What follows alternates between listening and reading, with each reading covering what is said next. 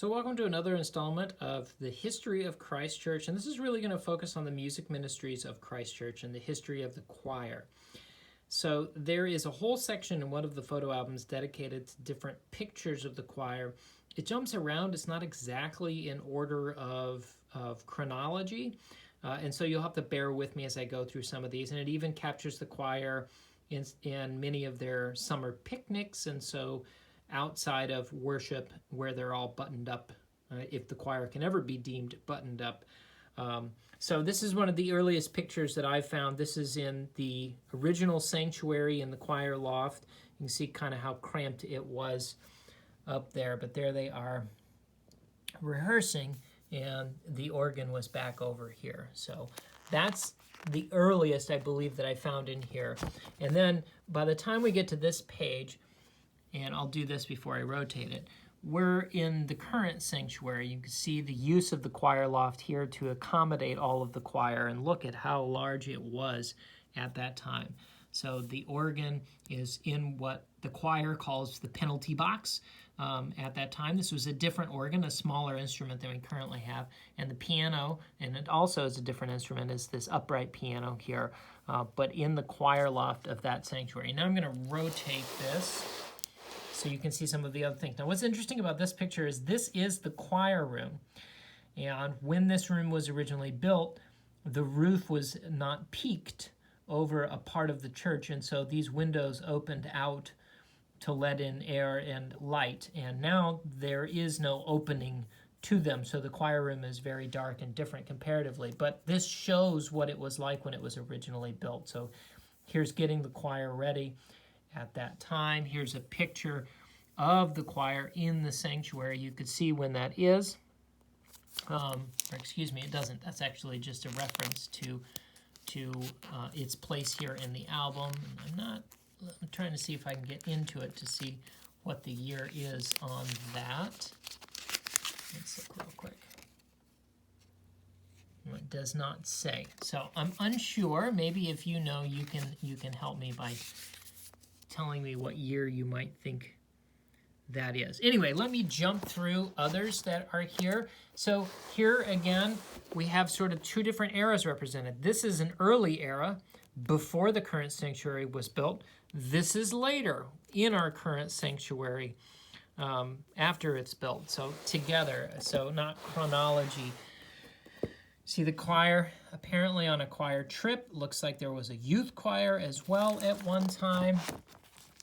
Here appears to be more of that choir trip, so the choir expressing what I know to be true of them, letting down their hair.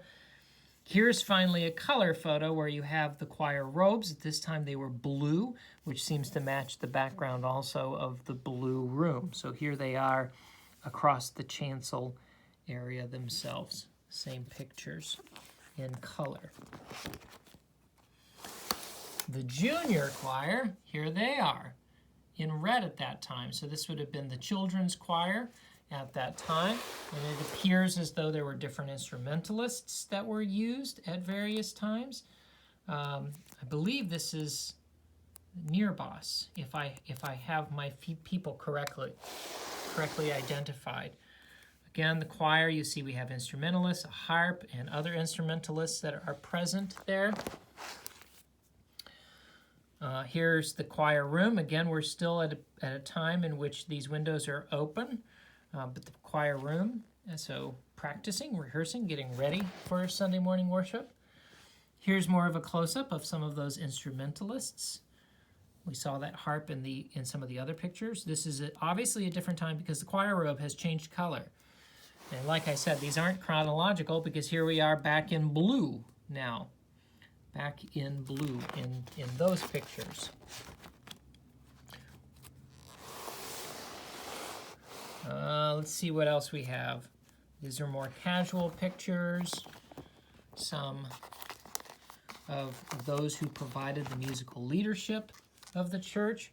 Now here's a guy I know. He's identifiable because he's literally a head above everybody else. But there's Tom Nye in that picture, still singing in the choir. That's what happens with choir. You get hooked in, and oftentimes you're still a part of it years and years later. I'm skipping past some of these because they're not part of the choir, but here's worship and just how worship was approached with the acolytes there that would have led the choir in.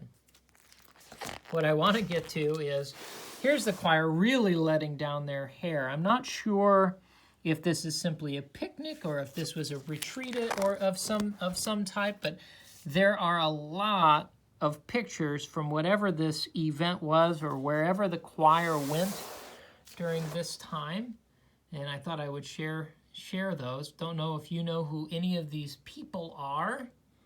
You might be able to identify them. I think I can pick out some of the faces that are in there, and maybe you can as well. And then we're back into the choir room. This is obviously an earlier picture, both because it's black and white and we see those windows still open to the outside. So the organ, and there's another one of the organ, another one of the organ there. So this does not come into our current era in the sense of the instrument we currently have, the organ that currently provides leadership to us in our current setting. So it doesn't have Paul here or our current organ instrument that's used to lead us. This again is one of the older pictures, a choir from way back, 1953, so quite a ways back comparatively to many of these others. So just a little tiny tour of some of the realities surrounding the music ministries of Christ Church and its past. And I'm sure that if you've been a part of the church in its past, you can look at some of these photos and know who some of these people are and the leadership that they provided through the years and the wonderful inspiration that music always is. So I hope you've enjoyed this.